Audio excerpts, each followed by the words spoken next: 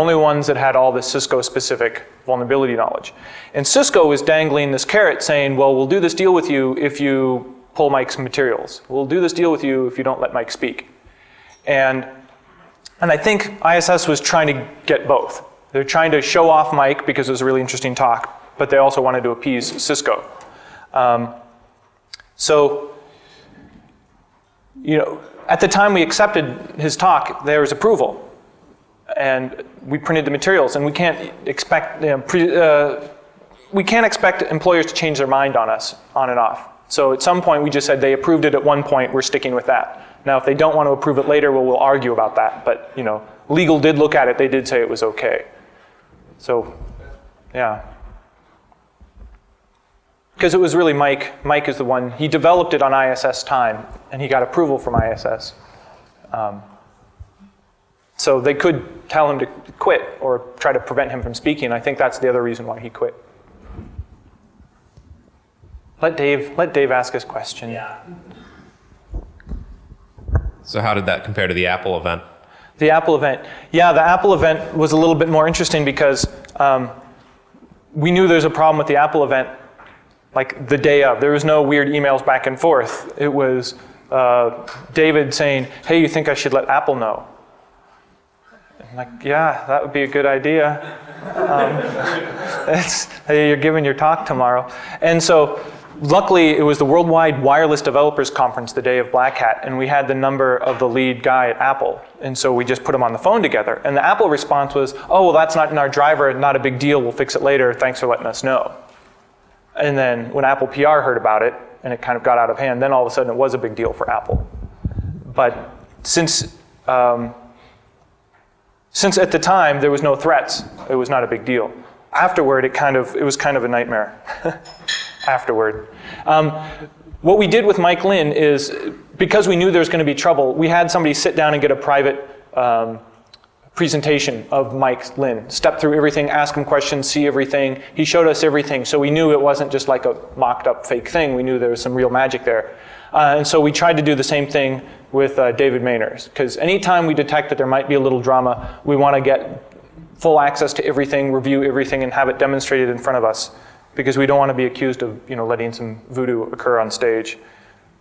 That's about the best you can do. If somebody really wants to pull wool over your eyes, they can probably do it, but they'll ruin their reputation. Mike, on the other hand, got a great reputation over this. I was talking to him immediately afterward, and he had his hands full of business cards, and he's like, lawsuit, lawsuit, job offer, press, job offer, press. And he's done fine. He told me that, you know, I said, why did you really do it? And he's like, well, you know, I'm really young. I don't owe any money on anything. I'm not married. I don't have kids. I can afford to do this once in my life. So it's like, I decided to do it. It's like, okay, that makes sense. Honest answer. Any other questions? Do you have the video of the ripping? Oh, I got the video of the ripping here, yeah. Yeah. So this is another interesting story in that to cover my ass, I had an employee video record the book ripping. And he thinks it would be really good to, you know, share that video with someone just in case. And that person thought it would be good to share that video online just in case. So I'm sitting here talking to Cisco, trying to play nice. Everything's fine. No, you know, sorry about leaking that PDF online.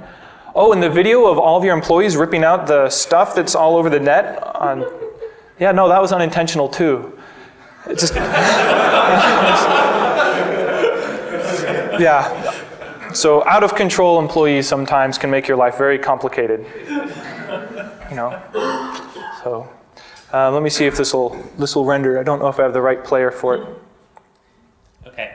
But I'll show it off later. Yeah. No. You can play it. I just wanted to say that since we are running a little late, we will be shifting of 10 minutes the next slot. So the next slot will end at 10:50, and we will cut short the coffee break. Sorry for that. It already happened, and it will happen at every conference you will attend. Basically, that's. I did want to point out one thing though. If you do have to get sued by a company, prefer to get sued by Cisco over ISS, because it's a much better company to get sued by.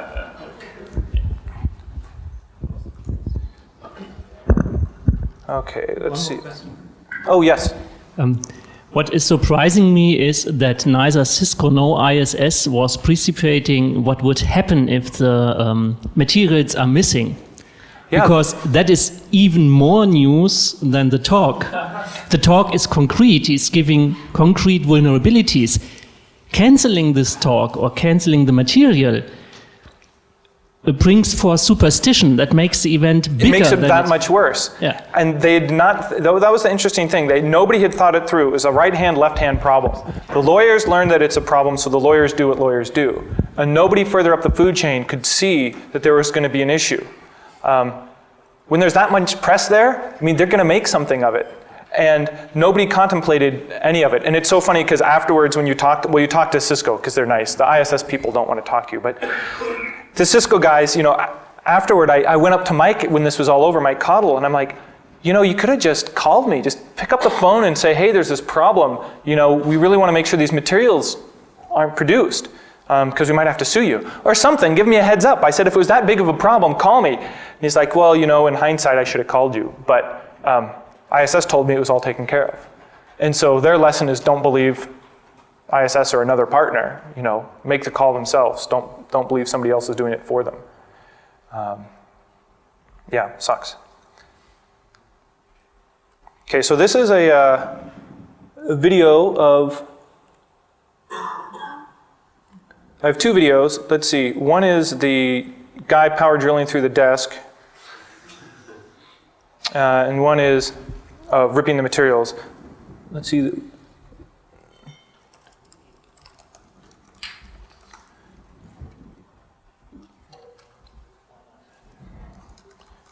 What's the file association with, what is it here? I'll take one more question while I'm trying to get this video to render. MOV, that's a QuickTime thing, right? Somebody's got to have a question. I have one. Okay. Do you think that, we see weird things being released at Black Hat every year. Do you think that anybody would have noticed Mike Slim's presentation if there was no issue surrounding it?